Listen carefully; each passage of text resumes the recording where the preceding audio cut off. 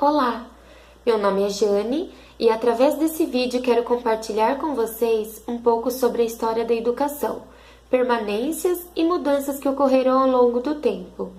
Vou começar pela Grécia Antiga. A Grécia foi a pioneira para a história da educação.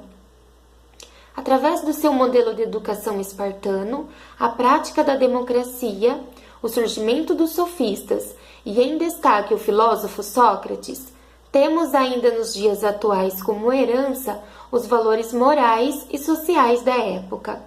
A filosofia, por sua vez, influenciou na organização de nosso pensamento, na criação de nossas instituições políticas e em nossa forma de ver e compreender o mundo. Filósofos como Homero, Hesíodo, Sócrates, Platão e Aristóteles são citados até os dias de hoje como referência de conhecimento e maneiras de pensar e agir em sociedade. Já durante a Idade Média, a Igreja foi um instrumento essencial no processo da educação. Ela foi a grande disseminadora do conhecimento. Neste período surgem as escolas paroquiais e monásticas. O filósofo e padre São Tomás de Aquino se destacou com o método de ensino escolástica.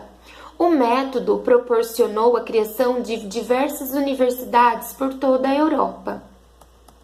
A Idade Moderna, período entre os séculos XV e XVI, foi o momento em que ocorreu o chamado Renascimento, que significa a retomada dos valores grego-romanos em oposição aos valores do período medieval, teocentrismo.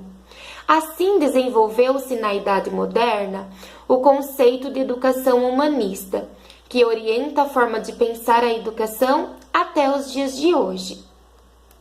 O século XVIII foi marcado por inúmeras transformações, devido à Revolução Industrial e Francesa, e com elas o pensamento moderno, o renascentismo e o iluminismo. A influência do iluminismo na educação possibilitou o desenvolvimento de uma pedagogia diferenciada, preocupada com o pensamento científico e racional. O filósofo que se destacou dessa vez foi Comênius, onde suas obras estabeleceram diretrizes que persistem até os nossos dias. A Escola Nova foi um movimento educacional que nasceu no fim do século XIX e ganhou força na primeira metade do século XX, em virtude da democratização e a universalização do acesso ao ensino. Neste período, ocorreu a amplitude e o desenvolvimento de diferentes ciências, além de reflexões, manifestos e revigoramento de muitos espaços educacionais, influenciando a Europa, a América e também o Brasil.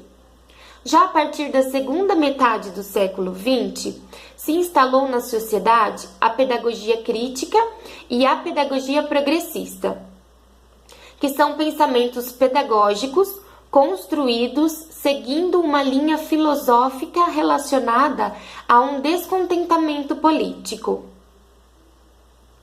Seus principais pensadores foram Pierre Bourdieu, Henri Giraud e, no Brasil, Paulo Freire, Rubem Alves e Dermeval Saviani, com o destaque para a alfabetização de adultos de Paulo Freire e a pedagogia histórica crítica. E falando agora sobre a educação como instrumento ideológico, foi a partir dos anos 1930 que o Estado percebeu que poderia utilizar a educação como um veículo doutrinário ideológico. O Estado utilizava a educação como um aparelho ideológico para ensinar e difundir a ideologia às classes dominantes entre toda a população. Bom, agora para me ajudar a compartilhar esse vídeo, convido a minha colega de trabalho Bianca para dar continuidade ao assunto. Agradeço a todos pela oportunidade.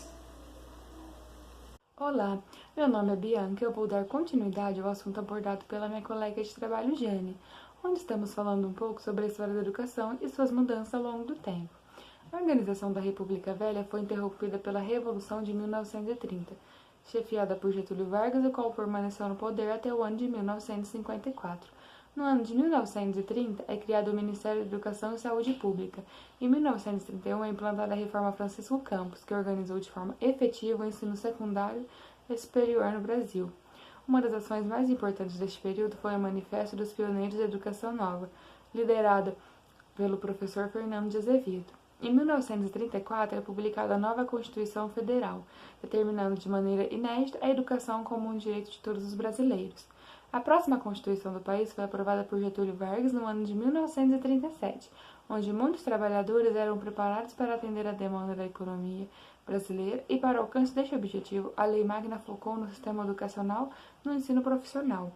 Ainda no mesmo ano, a permissão de que o ensino fosse oferecido em entidades públicas e particulares. Já em 1942, são feitas as leis orgânicas do ensino, que mudaram certas áreas do ensino no Brasil e tiveram como grande contribuição a criação do SENAI, Serviço Nacional de Aprendizagem Industrial, com foco no ensino profissionalizante. Com o final da era Vargas, em 1954, surge uma estrutura de educação no país que era composta por ensino primário, com 5 anos de duração, ensino ginasial, que durava 4 anos, e o ensino colegial, nas modalidades clássicas ou científica, que durava 3 anos. 10 anos após, em 1964, se instala no Brasil o regime militar. Na sociedade, a economia e a própria educação passou por profundas transformações. O ensino universitário passa a atender o Estado vigente, um Estado militar e autoritário. A educação segue os rumos da sociedade e deixa o Estado autoritário. Em 1948, ocorre uma proposta para uma ampla reformulação da educação nacional, mas só foi votado em 1961. Essa paralisação foi por conta da reforma Capanema. Capanema propunha que o Estado era quem deveria ter a competência para gerenciar a educação. Essa proposta de liberdade de ensino, que foi aprovada pela lei, que dava igualdade de direitos para ambas as escolas públicas e privadas, politicamente vai de encontro com os ideais de classe dominante. A reforma universitária vivida nos anos de 1960 não vinha só. Juntamente com ela vinha reivindicações sociais, como a reforma agrária, econômica e social, como a reforma tributária, além do medo de uma mudança político-econômica no caminho do socialismo. A partir de 1967, o ensino público ultrapassa o ensino particular em número de matrículas no ensino médio. Essa reforma seria o ponto fundamental para assegurar a crise dentro das instituições escolares, principalmente dentro do seio universitário. Em 1971, é criado o vestibular classificatório. Em 1982, foi retirada a obrigatoriedade do ensino profissional nas instituições de ensino médio. A educação mereceu destaque na Constituição Brasileira de 1988, que em seus dispositivos transitórios dava o prazo de 10 anos para a universalização do ensino e a erradicação do analfabetismo. Ainda em 1996, surgiu a nova LDB, Lei de Diretrizes Básicas, que instituiu a política educacional brasileira. Em 1990, foi organizado o SAEB, Sistema de Avaliação do Ensino Básico. Um pouco mais tarde, foi organizado o Fundef, Fundo de Manutenção e de Desenvolvimento do Ensino Fundamental. No mesmo ano, surge a Reforma Educacional, indicadas pelo Banco Mundial. Durante os anos 2000, as Nações Unidas organizaram mais um encontro para adiarem os prazos estabelecidos em 1990, em que as metas deveriam ser cumpridas até o ano 2000. Periféricos a metas não cumpridas foram reduzidas e os prazos adiados até 2015. Entre algumas das metas estavam melhorar em 50% até 2015 a alfabetização de adultos. Em pleno século XXI, sabe que ao longo da história educacional o país passou por inúmeras mudanças e também que nenhuma delas, de fato, tratou com efetividade uma das questões mais sérias em relação ao desenvolvimento dessa nação, o analfabetismo.